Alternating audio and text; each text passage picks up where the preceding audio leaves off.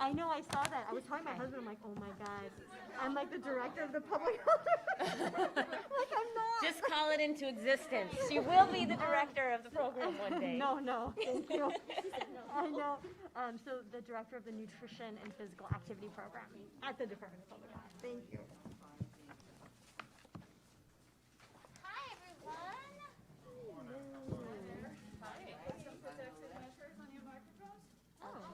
Give us a couple seconds just to get some technical stuff fleshed out, and then we'll get started. Please, everybody talk close to the mic. The mics have mouths. The mic. I know, we haven't seen that yet. This is going to be our new norm. Yeah. So we're leaving our masks on, right? I think. Okay, all right. Okay. Yeah, you got it. It looks like you can get up close to these, and that'll be okay.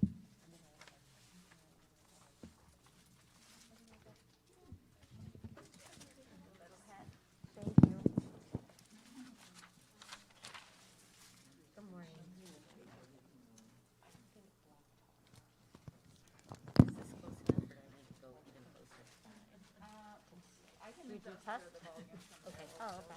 I'll try to keep my feet on the floor. I can barely You can lower the seat if you want to actually put your feet on the there you floor, go. but then you look shorter. It depends on That's all how right. you like. I can get for our posture. Do I need one? Does she need one? Excuse me? Do I need one? Does the moderator need a little hat? Yes. Thank you. Yeah. Yeah, there's just two in a one pack, so. Oh, I'm not ready.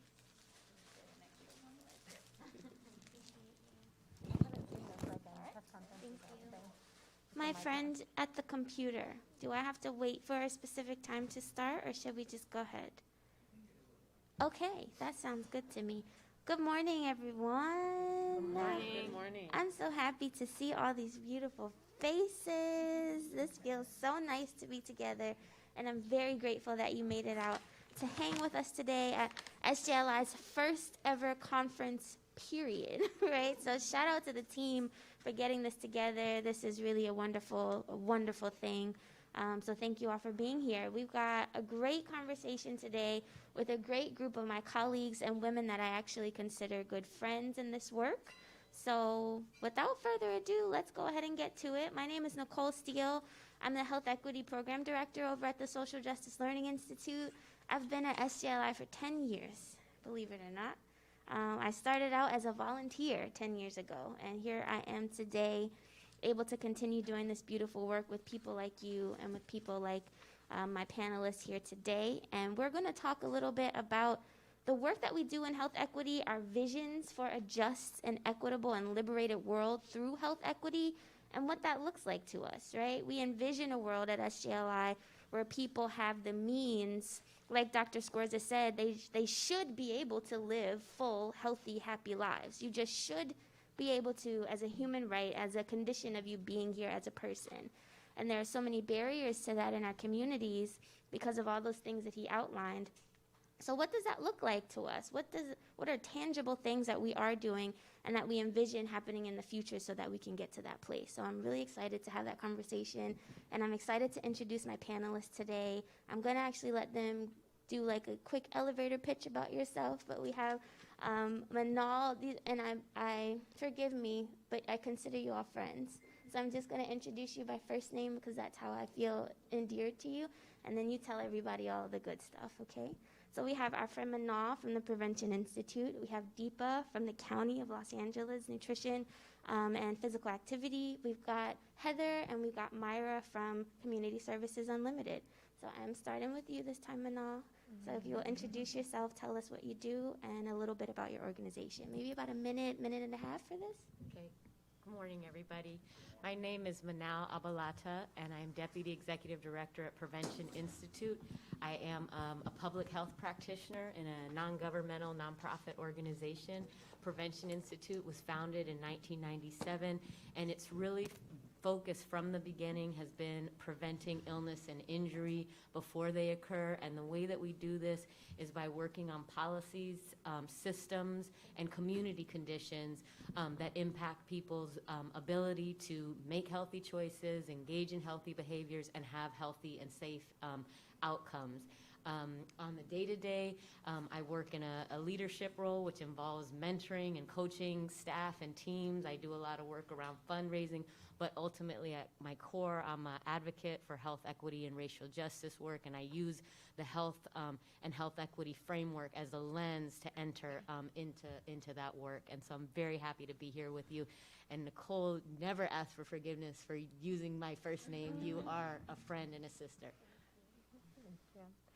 Hi, good morning, everyone. Thank you, Nicole, for inviting us to speak today. My name is Deepa Shah Patel, and I'm the director of the Nutrition and Physical Activity Program, as Nicole has mentioned. The Public Health Department, we're in the business of prevention of disease, and we do a lot of our work by implementing nutrition education, culturally responsive nutrition education, linguistically appropriate, as well as implementing policy systems and environmental changes. And the day-to-day is a lot of it has to do with contracts and contracts management, grants management. A lot of that we take in a lot of funding from the state and implement programs and partnerships with community-based organizations, school districts, healthcare organizations, and work in close partnership with communities to implement these programs. Thank you. Hi there, I'm Heather Fenney with Community Services Unlimited. We're a nonprofit organization based in South Central Los Angeles. We actually have a long history of organizing and working in South Central. CSU was founded about 40 years ago, the same year I was born. As the nonprofit arm of the Southern California chapter of the Black Panther Party, so CSU was the nonprofit that carried out the community survival programs. And then following the demise of the party, our work transformed and continued over a few decades. And most recently, maybe spanning back about 18 years, that work has kind of focused towards food as a tool for rebuilding and addressing so many of the issues that are impacting South Central Los Angeles.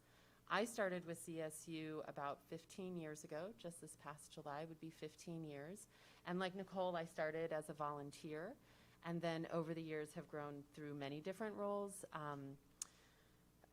working with gardening programs, mentoring youth in our school-based programs. I was lucky enough to be on the team that founded our social enterprise, the Village Marketplace, and over the years have played a lot of roles with that work. Most recently, I serve as the co-executive director and get to work with Myra and so many on our team to bring CSU's work to continue to push it forward. And kind of prior to that, I've worked for about 24 years in food systems work, doing policy work in DC and here in California, trying to advance policies that support farm labor, farm workers, that address racist practices against Black farmers, and that support access to healthy food in communities like South Central Los Angeles. So that's my background. And I'm really grateful that I've been able to spend the last 15 years contributing my heart and hands to the work that CSU is trying to do on the ground here in South Central. Alrighty, well, hello everyone. My name is Myra Quintanilla, and like Heather, I work for CSU, but my role is in the social enterprise, which is the Village Marketplace. And so the Village Marketplace is really unique because it's a storefront located at our community center. And I've been lucky enough to be with CSU for 4 years. I'm just really happy to be working close to home. I was born and raised in South Central. I went to Crenshaw, then I graduated from UCLA. And so I've just been, wanting to be part of building and uplifting our Black and brown communities, working among community members, small businesses, and just really working to improve our food system here in South Central. And in that kind of way, supporting our community thriving. Amazing. Thank you all so much for introducing yourselves. If everybody could just do a quick little welcome for our panelists, and kudos to them for the beautiful work that they do. I have a couple of questions that I think we'll have a great time discussing. I want you all to write down or remember anything that comes to mind, any questions, so that we can engage with each other kind of once we get through this first portion. But we really are in a time where there's a huge spotlight, right? And these are things that people in our communities have been saying for decades, right? But there's this huge spotlight on social justice. and racial equity and health equity and all these different kind of things that are buzzwords but are real lived experiences for us in our community. So I have a question for you. Knowing what we know about the social determinants of health, some of those things that Dr. Scorza talked about this morning in his opening speech, what does a thriving community look like to you, right? What does it mean for a community to serve its people? And what does it look like for people to also serve that community? And then what role do we play in bringing that to bear? And I'm going to start with my CSU friends over there. Okay. I mean, should I go first? Yeah. Oh, okay. Okay.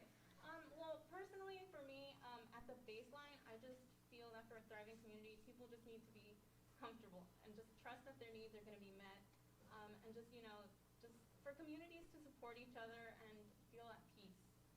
So just the way we contribute to that kind of at CSU is just by being active and intentional and being on the front lines, trying to create these spaces, just helping people nourish themselves in a way that allows them to thrive as well.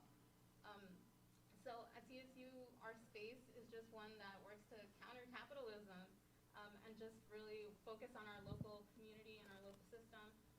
And so all our staff are coming from a place of care, hopeful that we can build a better food system, and just really believing in that mission and in each other. Yeah, thanks. And just to share a bit more about CSU, building upon what Myra was saying about a thriving community, that once our basic needs are met, and everybody needs that and deserves that in all the aspects of their life, then what are those conditions to then thrive, to fulfill your passions, to fulfill your vision for yourself and for your community. So at CSU, we really are using food as a tool to advance these conditions where individuals in the community can thrive, not with a narrow focus just on health and access, but really looking at the whole holistic power of food to realize all the connections and the power that it has to transform our community and to address the systems of oppression and destruction that exist. And so we know that food can support our physical health and our mental health. It's also a tool for connecting us and reconnecting us to our history and our culture. It's directly connected to our environment. It's a driving force behind climate change. And it also provides a context for us to understand a history of rampant capitalism and rampant racism built upon slavery, land theft, and oppressive labor conditions that is directly related to the situations that we see today. And so that's why food is the channel that we select to use as a kind of grounding focal point in the work that we do. And our programs are kind of layered and woven together so that we can engage with community members and support folks at whatever kind of stage they're at or wherever their interest is and wherever their needs are. So it starts with, we have programs where we help folks sign up for CalFresh, where we're distributing free groceries to support folks meeting just basic needs, and to help kind of come out of a place of crisis. Because when you're we all know when you're just in a place of responding to crisis, it's hard to get to that place where you really envision what thriving looks like for yourself. And then pushing beyond that, we have gardening classes, cooking classes, youth internships, where we're sharing and building skills, bringing together local knowledge so that we can all expand our skills and build relationships. And then beyond that, then there's our social enterprise. So the Village Marketplace, which Myra is the manager of. We also have a program called South Central Growers and Harvesters Network, where we're supporting residents creating micro enterprises where they can sell the food they grow into our markets and into our community. And we have a program called the Equitable Small Business Incubator, which is supporting small food-based businesses. And we see that as the next step of how do we engage local folks and provide support so that we can really be feeding ourselves and creating kind of more economic models. Thank you. So for me to talk about a thriving community, when we talk about it, we talk about a just community, a fair community, a community where people have access to opportunities to thrive socially, culturally, and economically. And at the center of that, and Dr. Scorza was talking a lot about this, is access to education and employment. Having just and fair access to those two things can have a profound impact on our life course. Right now what we're seeing across the nation and here in LA County and as a microcosm is people don't have access to the basic needs. We've got a system that's produced where we have a third of our population that is being impacted by food insecurity.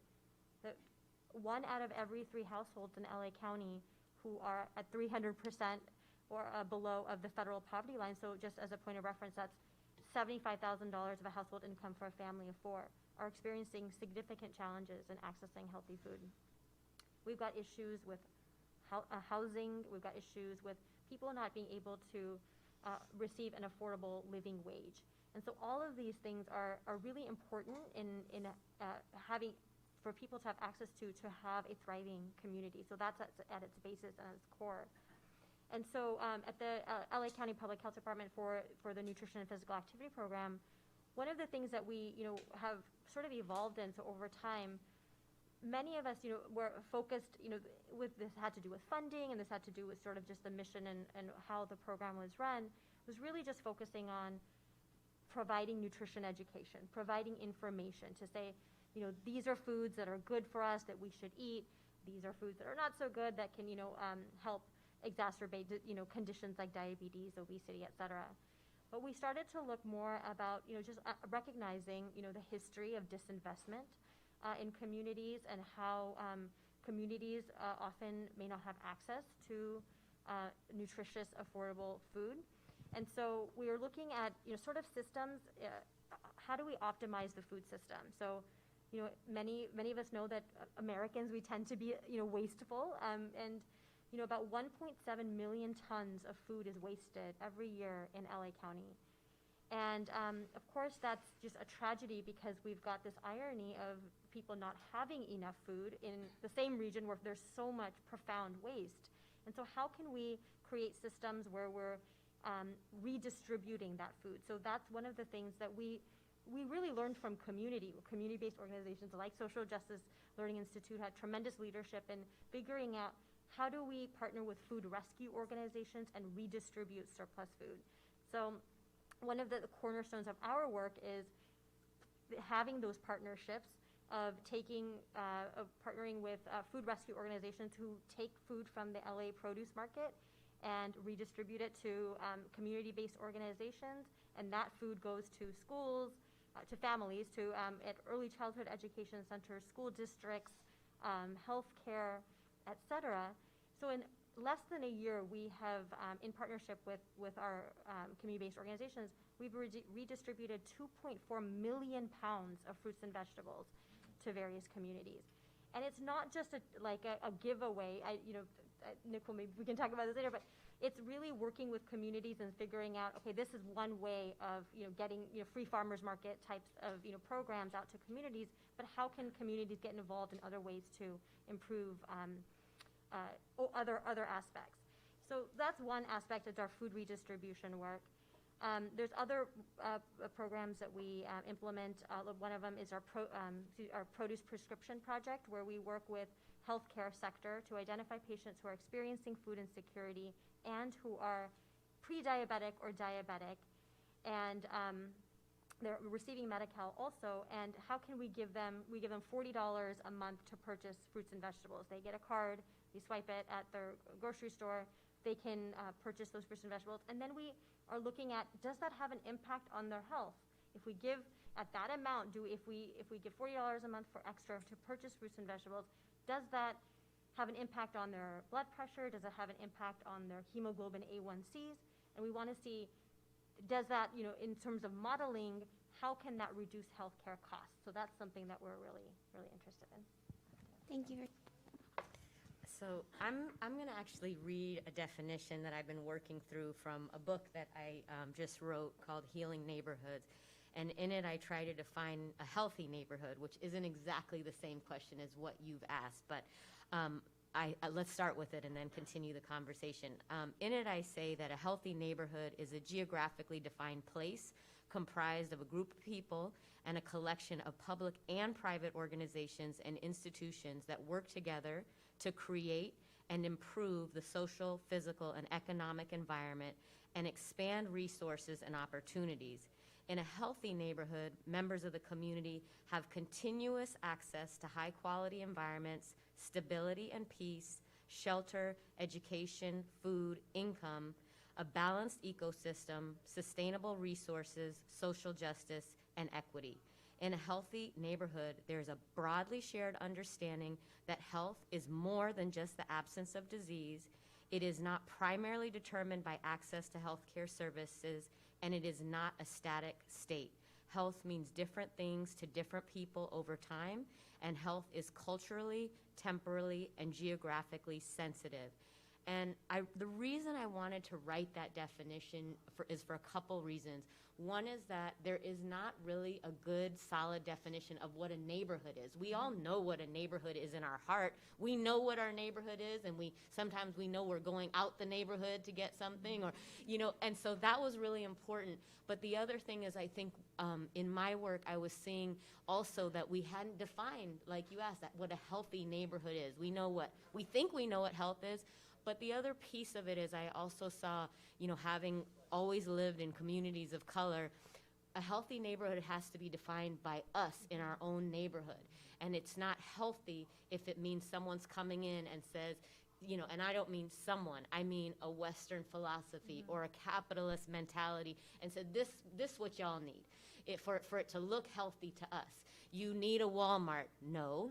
You need whatever it is, but that is happening. And in a context like LA County, where we're having so much rapid investment at the same time we're having a homelessness crisis, it's really important to think about that a healthy neighborhood has to be defined by us, for us, and there's no such thing as a neighborhood improving if that is predicated on the displacement and dispersal, particularly of African American people, but we could also talk about indigenous people, people of color, people of low incomes, and so on and so forth.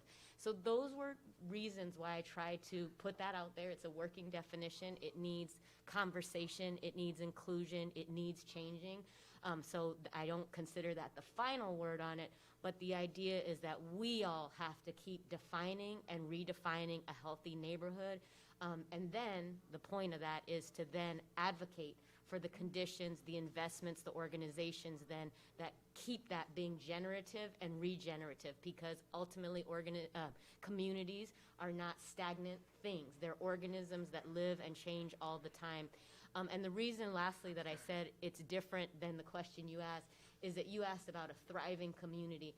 And one of the things that just a distinction when you ask the question is a community can be a community of identity. A community can be dispersed all across the globe. You could be part of the Pan-African community, and that's all over. But a neighborhood, I'm distinguishing that, there's a spatially defined place. I think that's an important unit of analysis. It's not the only one, of course. And so I really appreciate the question and the opportunity to test that out and get pushback. Come through book, okay. What did you do during the pandemic? Okay. I really appreciate that nuance that you've presented for us between community and neighborhood. I think that's a really great way for us to look at it, something for us to take away as we think about this. And I really appreciate hearing about all the different ways in which we are starting to step into that, to look toward working with our neighborhoods and our communities to find out what does thriving mean for you and how can we help to facilitate that. And it kind of takes me into my next question. What does that bridge look like, right? We're here now. We are at a place of reckoning. There's so many people in high levels, and I say that with quotes, that are at this place of reckoning. How do we get from here to that healthy community or that thriving neighborhood or vice versa? And what does that look like in the different kind of sectors, right? We all kind of do the same work. We're a big community, but we do things a bit differently on different levels. So what does that look like where you are building that bridge from here to that healthy neighborhood or thriving neighborhood? I'm going to start with you, Deepa, in the middle. Oh, okay. Well, I just, I want to start off with saying that, no one sector, no one individual can do it alone, and we need leadership at all levels. I will say at the Public Health Department, one of the things that I think we need to do is we need to figure out how we can get community and government at the table talking before programs are developed. And I recognize that, so I've been at the county now, for the Department of Public Health, for 10 years. And it's, the situation is that we receive funding, or we may go after funding, competitive funding. The proposal has already been written. So let's talk about competitive funding. We write a proposal, we say, okay, this is what we're gonna do. This is the problem, the challenge, this is how we're gonna solve it. These are our partners. And oftentimes we don't talk to our partners before we write that proposal, because there's really quick deadlines. And sometimes, because of the way county contracting works, and Dr. Scores had talked about how we need to improve our contracting processes, because they were intended to be fair and equitable, or just, and whatnot. But sometimes that prevents us from actually being able to select the right partners for the work. And so sometimes we've done steps 1 through 5, and then there's a community engagement objective that we need to meet, and then that's when we bring community in. So we need to figure out, how do we, at local government, county public health departments, how do we work with communities to help for us to come together and think of solutions at an earlier stage, rather than far down the line, and we're trying to make something work, and then oftentimes it doesn't result in the impact that we were seeking.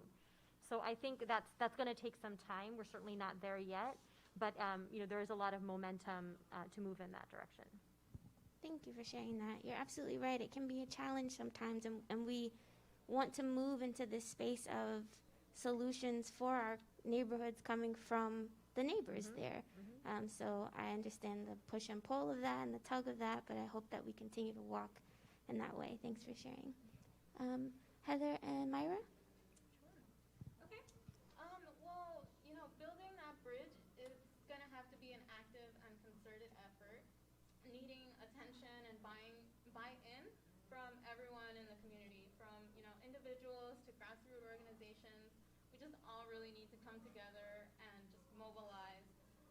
We have to be willing to invest in our own community, and be willing to just keep our talents in home and just really celebrate each other. Lots of the time we see people, trying to get out of the hood, or getting out. And so I think, at CSU we really make an effort to build that bridge and space. So, for example, my role at the market is just really meeting people where they're at, and trying to get us to a place where we can all rise together. So, our team is all folks from South Central. The products that we make, we grow locally or try to source from local vendors. Our health practitioners are people from the neighborhood, trying to, keep the money in the neighborhood and just really support each other. And so I think Heather can speak a little more about it, but personally, that's just kind of what I see where we need to start to build that bridge. Yeah. Thanks, Myra. And, one of the things I was thinking about when I was reflecting on this question, Nicole, talking about kind of building that bridge to a thriving place, I was thinking about all the assets, and at CSU we really recognize all the assets that are in our community, and who do they benefit, who's thriving off of our assets, who owns the land, who owns the properties, who's exploiting the labor, who's pulling out our talent and taking it to other places. And so with all kind of efforts, it's really that assessment of what do we have. And so I think with CSU, what we're interested is how do we shift that and put the assets in the control, because somebody is getting wealthy, somebody is thriving off of the assets of South Central, Englewood, Compton, Watts, all those places. Somebody across town, somebody's corporation is thriving off those things. And so it's just a perspective thing, because it's often seemed like this is not a thriving place. It is a thriving place in someone else's interest. And so that's something that we try to really focus on, is how are we harnessing those assets to thrive for us? And I think all of this talk about health and equity can't, like Manal talked about and other folks mentioned, be ignored. The incredible wave of gentrification, of asset extraction, ownership, all that's happening, kind of pushing south, right, from downtown and all the way south through South LA and into Inglewood. And so, you know, we, as we're also doing our food work, also talking about how are we reclaiming these assets. And so we need to have the ownership of land and properties. We need to own the places where we live and where we work and where we're trying to build businesses. And as an institution, as an organization, we're trying to find our role in that, whether it be advocacy or direct work. Also supporting the development and expansion of businesses and really giving them like meaningful, deep investment so they can use, you know, meet the needs, like you can have a business in your own neighborhood that meets the needs of your neighbors and fulfills your own desires of interest to thrive and contribute. But that investment and support that you get is actually deep and meaningful, not kind of unequal with what's available to others, right? So if we see, an example I'll give is if a Ralph's or a Walmart or some kind of corporate entity wants to come in, the amount of support that they're given to make that possible is extreme. Tax credits, labors, it goes on and on and on and on. And they take it, right, for the 5 years, 8 years, 9 years, right, and then they bounce. That's a story we know. But if you want to open a small grocery store, if you want to open a hardware store, whatever the things are, right, that we need to support our community, the access to capital, the support that you get, it's on the margins. You don't have access to the whole realm of support. So, you know, that's something in terms of like how do we build a bridge is just really looking critical about what does investment look like in our place where we are and how do we kind of restructure that. And then in terms of our work, like with our South Central growers and harvesters and our equitable small business incubator, most of the folks who we're working with through that program are really micro enterprises. Maybe they're supporting themselves part-time on the side, maybe full-time.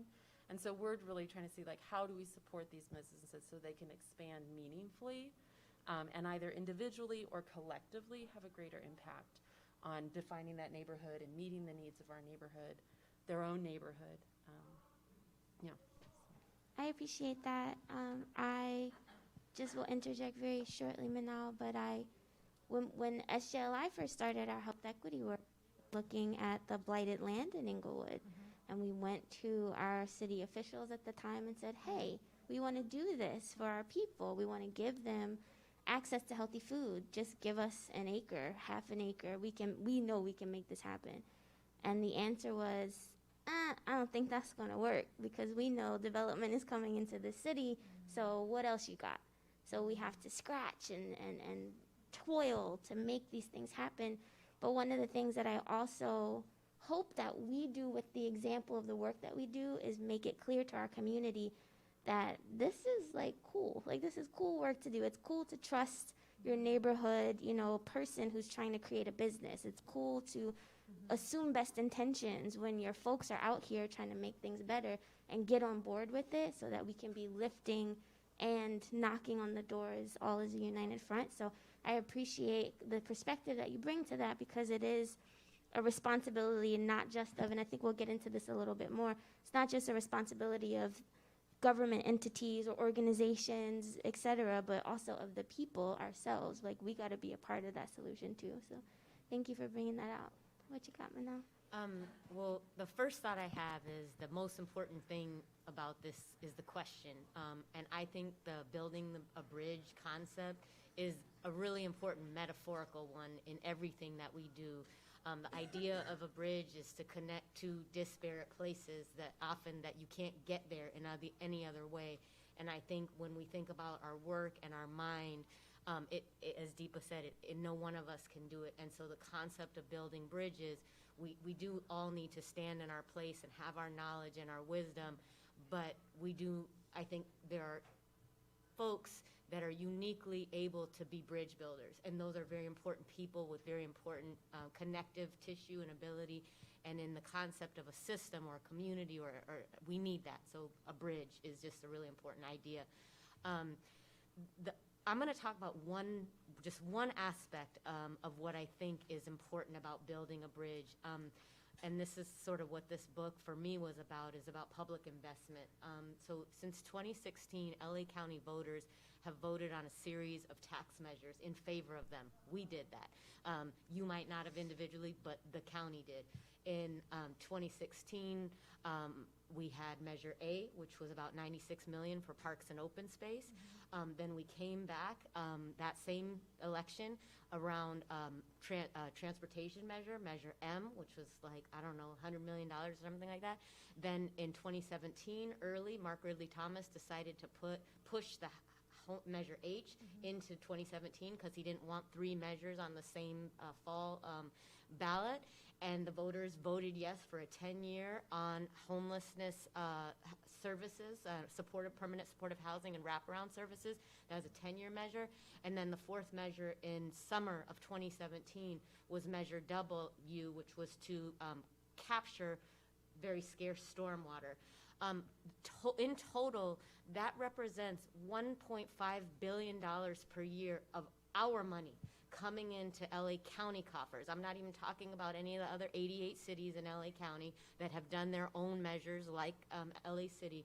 And that money, if we take Dr. Scorza's framework from this morning and we're smart about it as a county and also as residents and stakeholders, that money should be invested in the places of greatest need. And we know where those are. Those are in South LA, to a lesser extent, I would say, but not to create any divisiveness, but East LA certainly, and certainly with the displacement of folks, the high desert is now a great pocket of need, which has a high concentration of African-American families that have been displaced from the city, but we could do that. And we know that with spatial mapping. We know where the disparities are, where they've been. Every single hotspot map that you look of any condition, it shows the darkest concentration in South LA, South Central LA, if you will. And that, in turn, should trigger this county to overinvest, proactively, affirmative, anti-racistly invest in those places.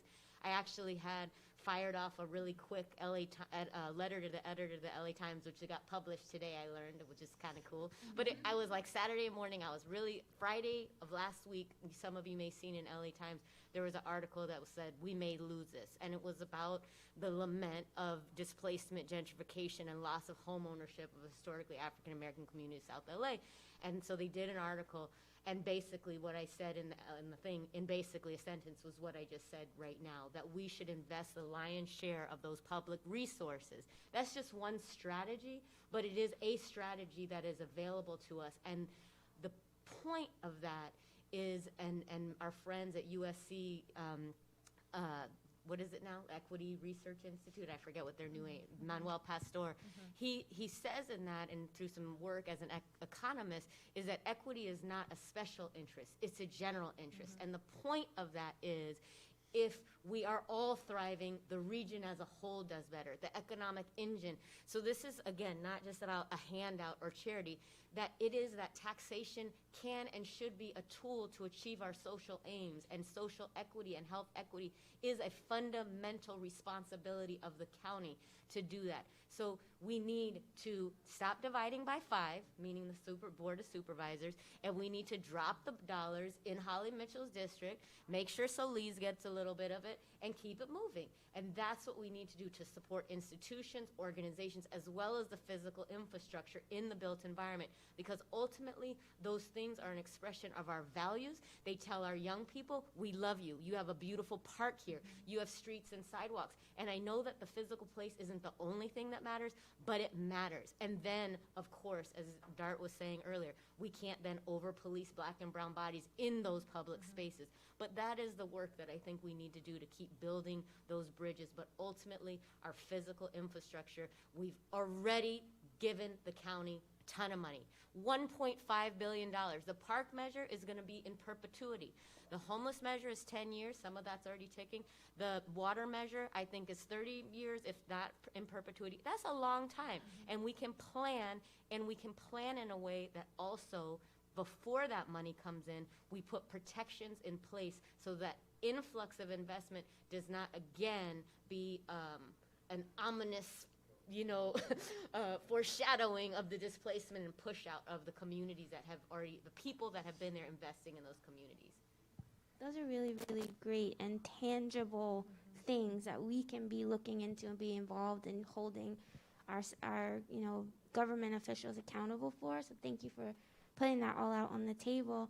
One of the things that I think I grapple with, and maybe you all can speak to this, is kind of off the cuff. I'm sorry I didn't email y'all this question before, is how do we engage our community to that level so that they are understanding exactly what you're saying and they know how to get in touch with their decision makers in their community to hold them accountable to those things. What has been you all's experience with that, if you don't mind sharing? Anyone can start. I'll call on you guys, Heather and Myra. You guys are on the ground with community, so when it comes to policy work and getting people involved in that, is that something that you all do work with, and what have you seen in the field? Well, so one thing I'll say, CSU, actually in another life, I did a lot of work with Manal, and CSU was part of that work and did a lot of policy work. And with a lot of purpose and focus and intention, we kind of pulled away from kind of policy work, that big P policy work, probably like 10, 12 years ago, and said we're going to focus on models and organizing and that kind of thing. And so, that doesn't mean we're not in it, but we don't engage it in that same kind of way. But I think where we do connect, whether it's in our youth internship program, which is probably where it's anchored the strongest, and then also through our education program, it's just really engaging in dialogue with intention that is kind of picking apart the reality of whatever the experience is, whether it's food or education or whatever, and like why and how that's come to be. That these conditions that are impacting our lives, or in the case of our young people who are in the programs, their lives, that they're not just kind of organic, that they aren't just the way it is, that they have been created and manufactured and they come from a place. There's people who made decisions, who continue to make decisions. And so that's really for us is kind of grounding in that like critical consciousness and that critical thinking skill, so that whatever the topic is that moves you and inspires you, that you have that kind of support to really pick it apart and find your place for it. That's really wonderful, and I think you guys take it a step further. We probably all do, by helping people understand and think critically about their environment, but then also saying this is also a space where we can help provide some of those basic things for you so that you can think about that stuff, right? Because it gets hard to be out here just trying to survive, but also thinking about who's my council person, right? Like, who do I talk to about the streets in my neighborhood? I'm unhappy with what's going on, but I'm still trying to figure out if I'm going to be able to make the rent or get healthy food. So I appreciate that we are in the community of doing that work, where we're not just providing charity, but we are working together and uplifting each other so that we can make our communities better places, our neighborhoods better places. Thank you. Deepa, what about you? What kind of, I know that you work kind of in an institutional space, but as far as just engaging people with being involved with these different policies that we know about, the things that are changing institutionally, what's that look like for you? Sure. And one of the things that we, often there's a sensitivity working at a public health department or any county entity, or because we're governed by the Board of Supervisors. So we take direction from the Board of Supervisors and any policies that they may or may not support. So we can only support the policies that there has been a support for. So with that, that's one of the things that we're trying to do with our coalitions like Nutrition Access LA, is how do we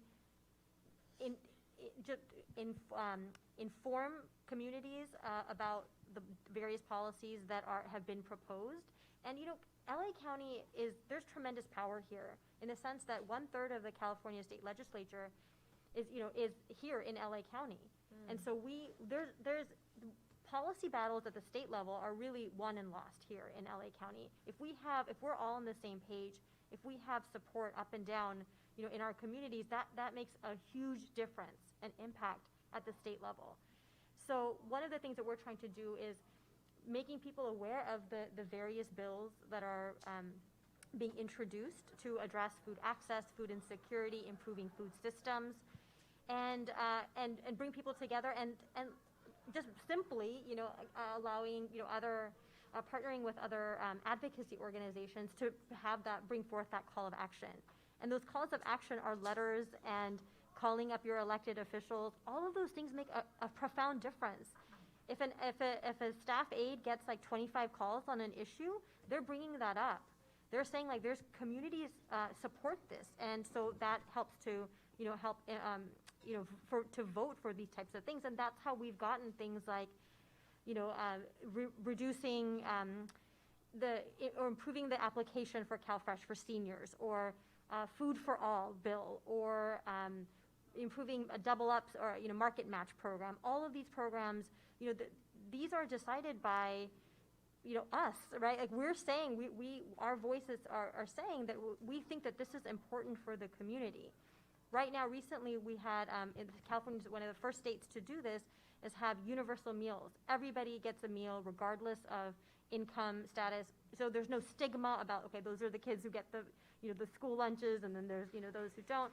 That's a huge thing, and the California voters voted for something like this. So there's tremendous power for people to know about some of these bills that are being introduced, and then being able to share those things with their elected officials to let them know that they support them. Thank you. Thanks for sharing that. What about you, Manal? So when I think of is first, we need to have a higher bar and expectation for government engagement. So they need to do better. They need to be more transparent. They need to be more accountable. And fortunately, there are some really good models in other parts of the world, and even now emerging in California. Participatory budgeting is a good example. If we are saying that is our money, we should be able to look at it, at the very least expect that there's a sensible document that a sensible person could look at easily on the internet that's like, what's the plan? So that's one thing. There's a lot of obfuscation, a lot of, when DART stands up there and says it's a whatever, what do you say, $35 billion thing, like that's public money, and it's not a joke. It's public money. That's us. And so we should be able to see that. There should be maps. We should know where county dollars. We did some work with Advancement Project where they looked at the last park measure, and they said what were the dollars per capita invested in each supervisory district, and it was just as plain as you could make it. Even when Supervisor Ridley Thomas looked at it up on the thing behind the board, his jaw dropped. We got a picture of Mark's jaw dropping, okay? And he's pretty staid guy. And so that's really important. We should know where that money's gone, and we should know where it's going. And I think that's very, very important. Meanwhile, and in between time, I think it is really on the backs and shoulders of organizations like y'all's that are in grassroots to be resourced effectively by foundations, because the problem is that so many of these policies from adoption to implementation are so long, and the practices are so exclusive. Like with these public finance measures, it's like the political process is so exclusive. It's literally pay to play, to sit at the thing and just be at the table to decide what the language will be. And they will promise everything to you. They'll be like, oh, do you, voter, want to invest in gang reduction and safe lives and water fountains for all people, including senior citizens? And da-da-da. It's like, yes, I like that. But then it's very hard to find the language, which is 20 pages long, of what is they're actually bound to do that.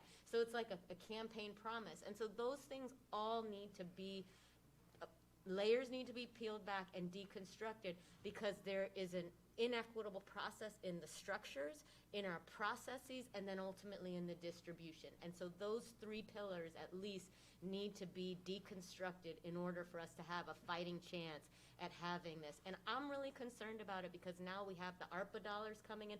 flooding California. We have a California state budget, and anyone who was around when President Obama was signing the American Recovery and Reinvestment Act knows, again, a windfall of resources can be a boon, but if it just widens gaps because it sends money shooting into the communities that are most ready to get that, and then not into the thing, and there's not a proactive process for closing those gaps, it in fact can be extra damaging and in fact widen gaps rather than closing them. And we are ripe sitting ducks for that problem to happen again. But this time, there's a lot of sophisticated groups at the table are trying to advocate for closing those gaps. And I think we need to do much more of that and expect much more. But these processes are often very closed, and that's very challenging. You're absolutely right. So I think what I'm hearing is that we envision a world where our community can actively participate, right, in these processes because they're easy, right, because they make sense for community members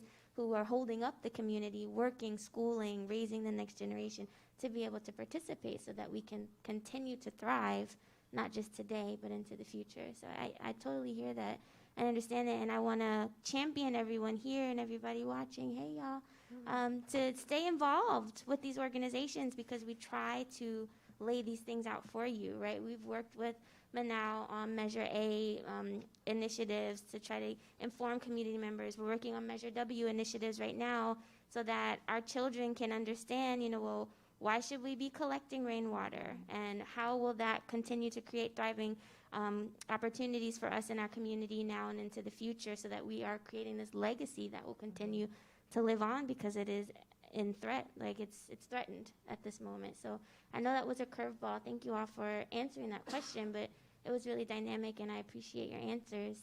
So thinking about that just a little bit more, and we'll get to question and answer time soon. What in your mind in the near, mid, and distant future are your organizations prepared to do to help us get there, right? To build this bridge? What are the bricks or the cranes or whatever that you can bring to the table to help us get from here to those thriving and healthy neighborhoods we're talking about? I'm going to start with you, Manal, if that's okay. Okay, yeah, sure. Well, one thing that I'm excited to share with you is our organization just launched a new national initiative called People, Parks, and Power, a national initiative for health equity, racial justice, and green space, something like that, P3. The great thing is I think that we're advancing a model that will ultimately, in this first round, fund 14 collaboratives. It is focused on power building groups in communities working at the grassroots level to leverage any advocacy power that they have and help community residents flex their muscle on park policy work. So really trying to get at the root causes of park and green space equity.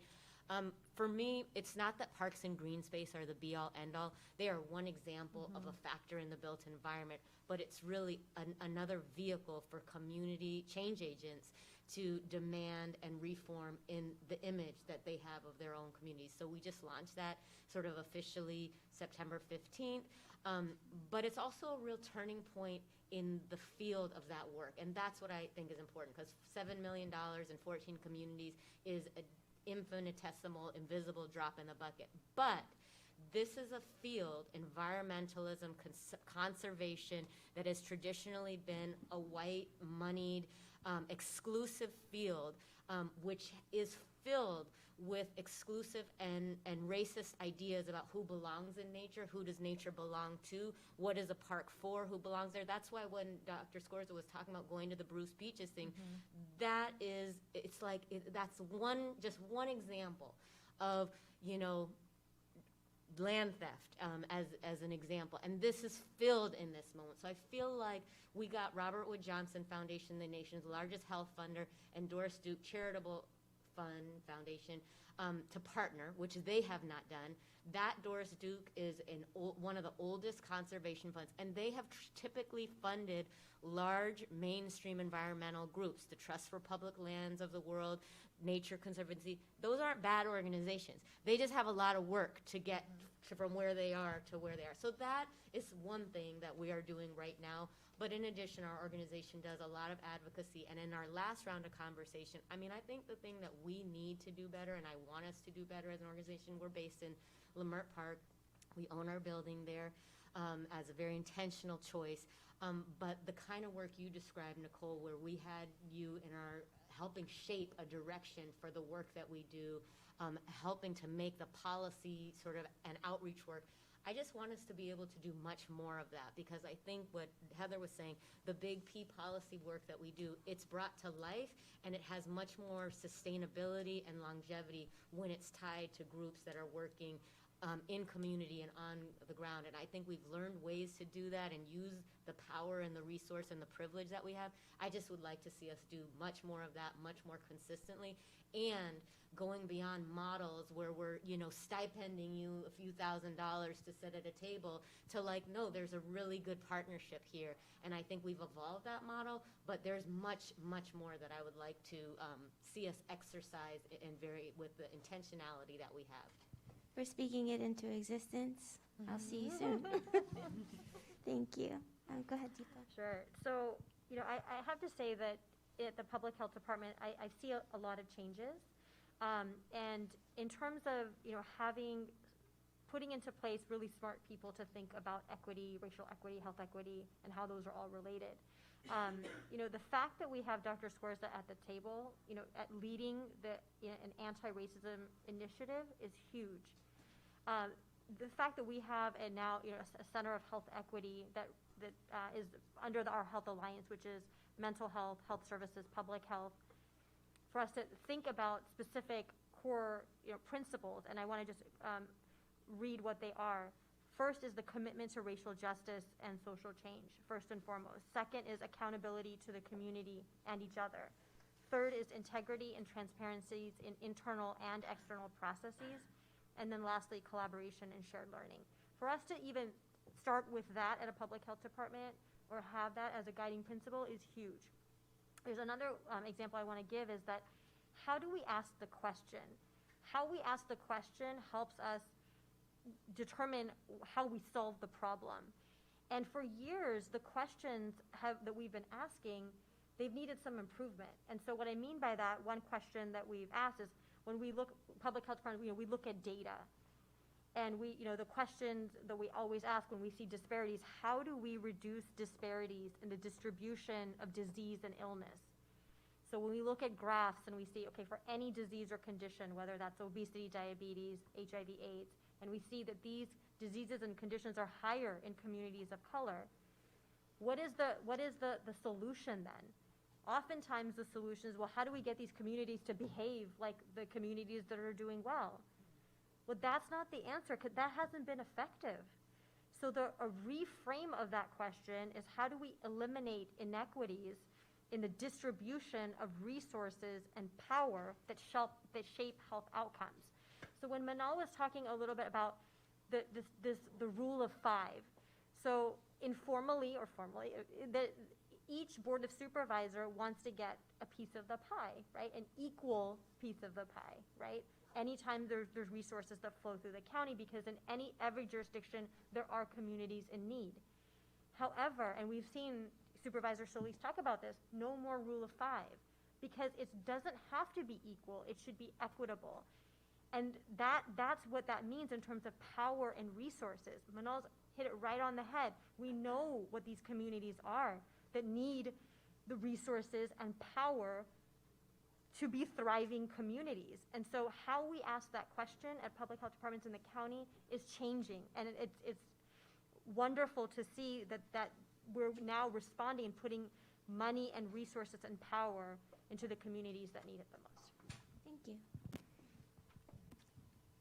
Okay, well, I mean, at CSU, I feel hopeful, just because, in the work that's being put in to build that bridge and to get there, we're really intentional, and so just everything that we do feels important. Like, we just make things happen at CSU. And so, personally, I know, how I feel, that I don't like to wait for things, so I just try to make them happen. For us, we just do our best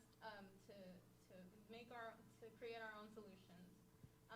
We look to our own Black and brown leaders and internally our community members, just to make sure we're all doing our part to make sure that our community thrives. Like, we look within. Just at the market, where I manage, just what I try to do is just, be intentional and just push and do things different from conventional places. So just from what we sell, how we train people, the farmers we work with, we just push to change the food system just at the ground level in the community. And I'm just always excited about the work we do, and just the movement that we've been making and just being there and making it happen at the front lines. I'm really grateful to hear about all the experience about the policy work and getting more perspective on that, just because personally, my career has always been on the ground and on the front lines. So it's really nice to hear the big picture about things, but I've just always been grateful to be part of the work on the ground and just pushing, so.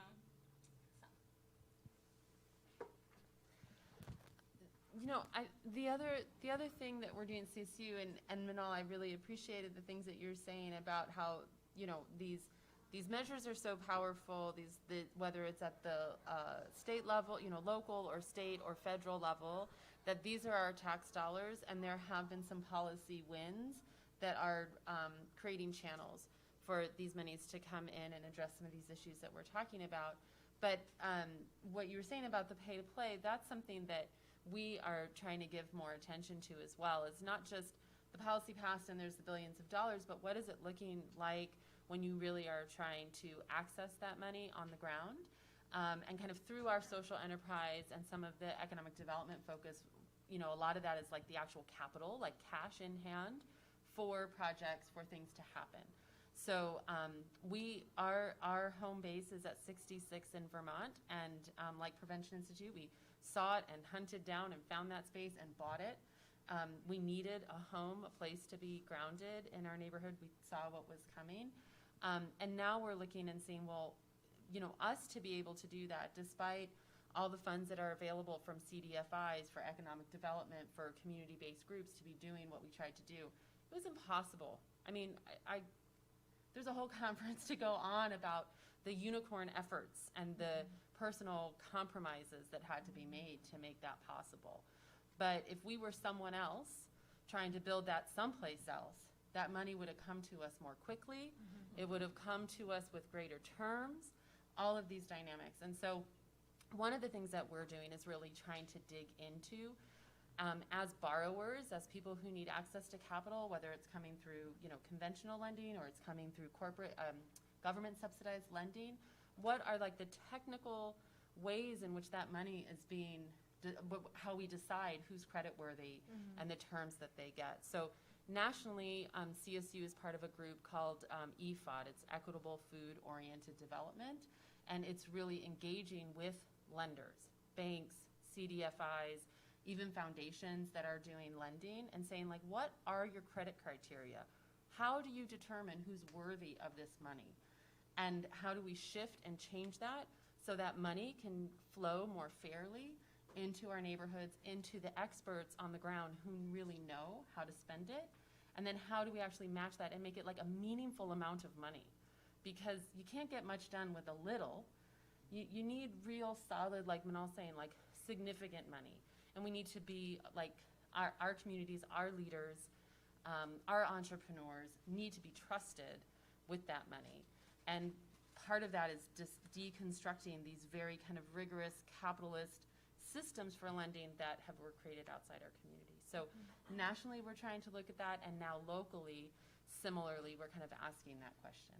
What are the smaller pools of money that are available to small businesses, micro enterprises, and how do we streamline that flow?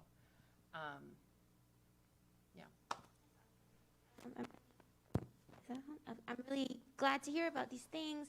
I'm hearing that, on a ground level, we're just getting stuff done, because that's what we always do when there's a problem and our community needs to solve it. We do that. And I think that having the eye from your space, Deepa, that these things are happening in our communities, and we need to be mindful of how we're viewing the people that we're trying to reach, right? We need to be mindful of the way we're asking the question and the way we're framing these solutions that we're bringing, and then looking to those people for those solutions, and then institutions like yours, Manal, that are saying, we understand and we can see these higher level processes, so how are we bringing you all in to help inform that and hold people accountable and create that space that is well deserved by our people so that they can make these changes. So I love hearing about these visions and seeing about, what's on the horizon for your organizations and for our people at large. And I really appreciate the conversation that you all brought today. Thank you so much for doing this with us. Appreciate you.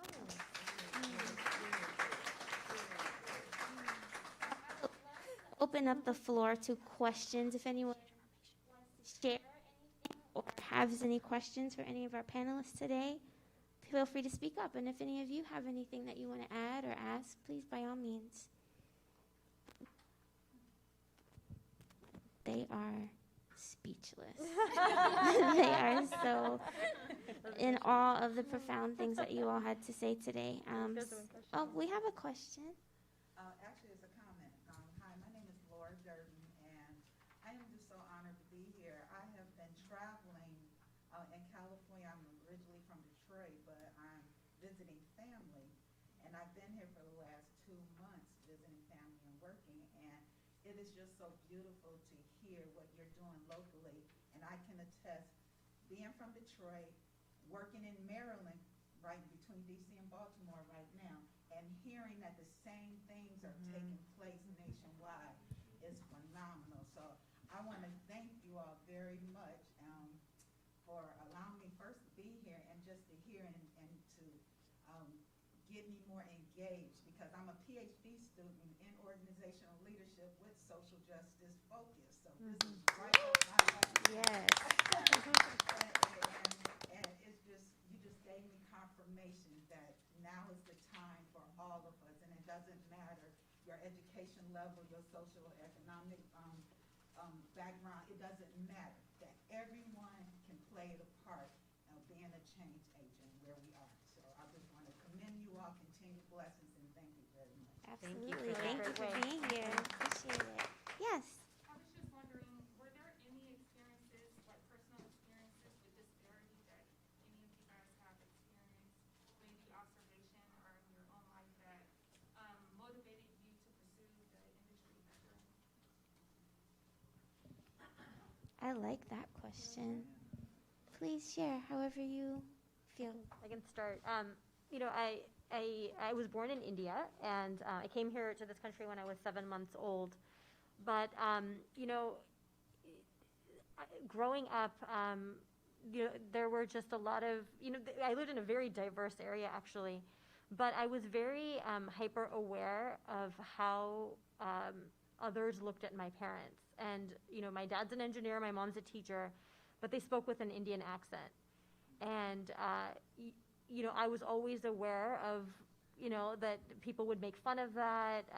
There's names, raghead, towelhead, dothead, all of these things that I saw. And, I would see that also, being, there was a connection with other immigrants and other people of color that I always had, because it might have become in different forms of, sort of stereotyping or making fun, but I always felt a solidarity with other communities, and always saw that there was often, times unfairness or unjust practices. And so that, I think that has always motivated me to work in these types of spaces and work towards, social justice.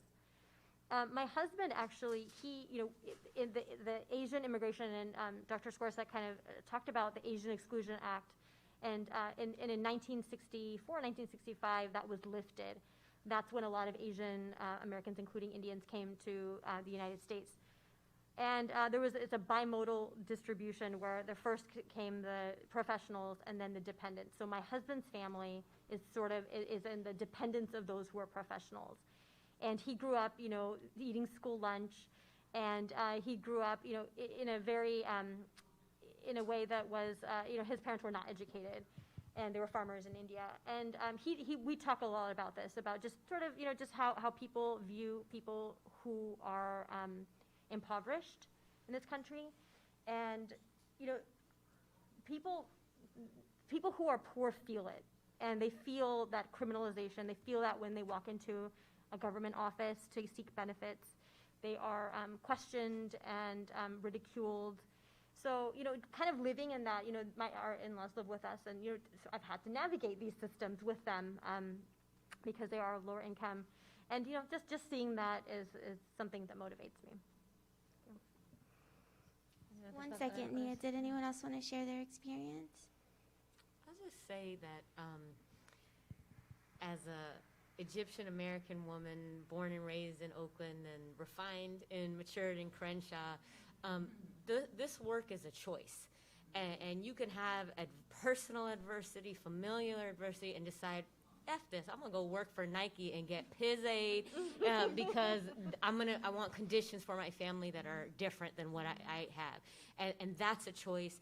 And this work is a choice. And I will say it is often a choice to accept less financial remuneration, but for me, that has been at the expense of, or at the benefit of being able to work with people that have values that are aligned with my own.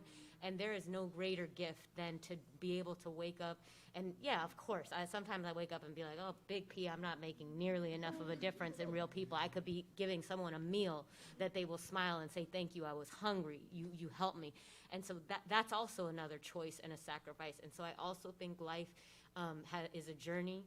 And you had a question for us that you didn't ask about liberation. And for me, liberation starts with a personal process. Nobody can hand you liberation. It's a spiritual development, a personal process, and it's tied into this work because you can't just be done. Otherwise, you will be cynical because here I am and stuff ain't fixed, okay? And it's not gonna be fixed by the time my kids take over the driver's seat, you know, and that is very difficult in this work. So all of this, but I think the other thing is that when you step in life's path and it puts more adversity in front of you, a death of a loved one, you know, a person that you care for being sick, and then all of a sudden it's like, dang, going to work was easy. Now I have to be an advocate in this sucky hospital system, you know, that kind of stuff.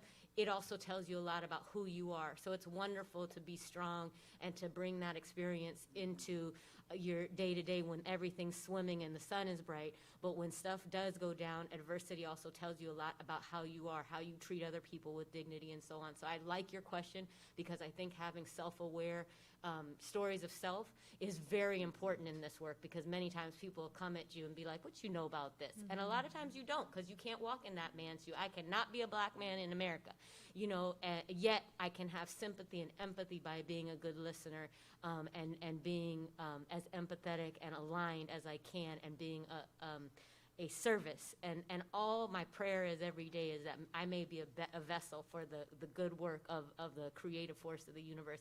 And if I fail in that or I falter in that, it's a chance to stop, relook in the mirror, and recognize that I'm just one small shard of the infinite pieces of the mirror. So I appreciate your question, and I think it's one that I constantly reflect on because it's not one thing that made me do this work. And many times it has felt like a calling because there's no pathway or pipeline for public health. That's the problem of our education system. I stumbled into it because I cared about women's health, reproductive health in the justice system. I haven't done anything related to that, but it's just, I think it was like Assata Shakur's autobiography that made me be like, oh my God. And it was one thing, but it's also like what do you listen to? What are the echoes that, you know, speaks to you? And so that's been sort of my inarticulate story of why I do what I do. But I ask me tomorrow, I have a different answer. We're running a little low on time, but Myra and Heather. Yeah, mine is real short and simple. I was born and raised in South Central, and I'm a doer. I feel like I just have to make things happen and just be on the ground. Before I was at CSU, I was actually at SJLI. And so, She was. And so, just my role, you know, first after finishing, you know, undergraduate, seeing how UCLA was, and then coming from Crenshaw, just the disparities that were there. And so at SJLI, I was part of Ed Equity, and so, you know, doing my part to work with boys that were just like my brothers and trying to be the resources that they didn't have. And so after after some time, you know, I had to step back from SJLI because I had some personal health issues. And so, you know, trying to rebuild my strength, I found food as, you know, the thing that healed me. And so looking at food justice organizations, I came to CSU. And again, just on the front lines, my role, you know, trying to create food access was just directly helping community members get resources like applying for CalFresh for food stamps. And trying to do that in a way that destigmatized things and just made it really accessible for people, because we all pay taxes, people need to eat.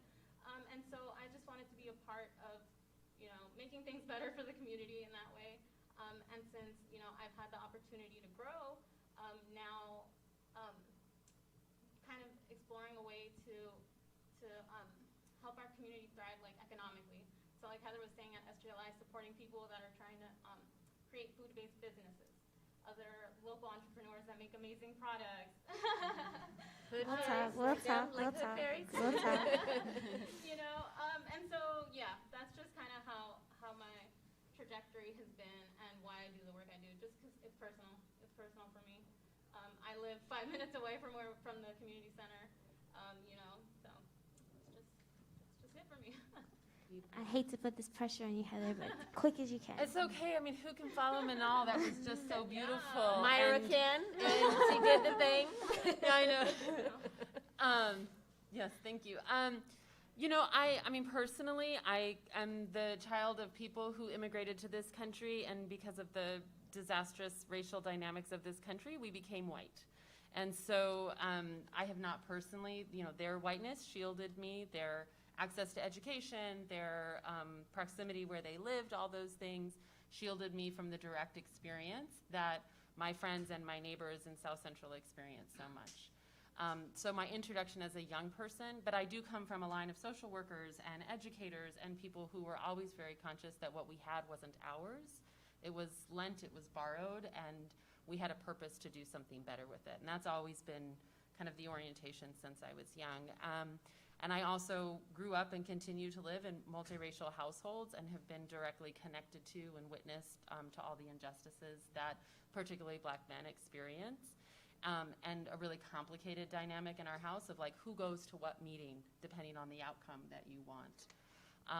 And so those are kind of like my personal orientations to that. But like Manal and like others were saying, it's a choice because as someone who had the opportunity to go to private universities and to do education and who's kind of seen as how does my family view like what is to be successful, that there's a lot of pressure to like move away from work to pursue higher economic gain, to pursue higher title, to pursue all, you know, all those things. And so it really is about choice. And also I have this great privilege of this moment to serve in this leadership role in the organization, which is a great gift and full of complications. And so it's something that I sit with every day and to consider kind of my role and my purpose and how do I really do it with integrity and to fulfill myself and to meet the purpose of the space I'm given. So, Thank you. That was a really great question. Thank you all so much for sharing. I know there was one more question, but I think it's time to go. So I just want to say really quickly, I love that you all shared that just now because it really talks to what we want to see. We want to see people who can thrive in the purpose that they feel for themselves. But you cannot do that if you do not know how you will feed your children. You cannot do that if you do not know if you'll have a roof over your head. So we are here, right? Again, like I said, as an example not only, but also as a vehicle to help our community, right? We're all here as examples and vessels to help our community get to places where they are feeling fulfilled to make these types of choices. I'm sorry, pointing at you guys. So thank you. Thank you all for being here. I really appreciate it. I appreciate our panelists. Give yourselves a round of applause and our panelists a round of applause. And I hope that we see each other again. Tap in, see where you can volunteer, see what else we got going on. Thanks for just coming to visit. You guys have a great rest of the day. Thank you. Good job, Nicole. Thank all you ladies so much. Thank you. Thank you. Thank you for being here. Nicole, you acknowledge this is what I, this is the fellowship. I mean, this is